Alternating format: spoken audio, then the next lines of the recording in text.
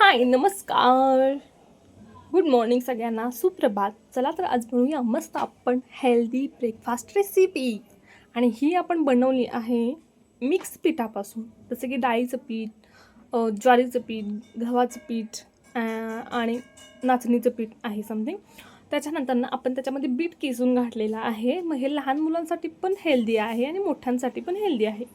तेलाचा वापर तुम्ही तुमच्या ह्याच्याने करू शकता.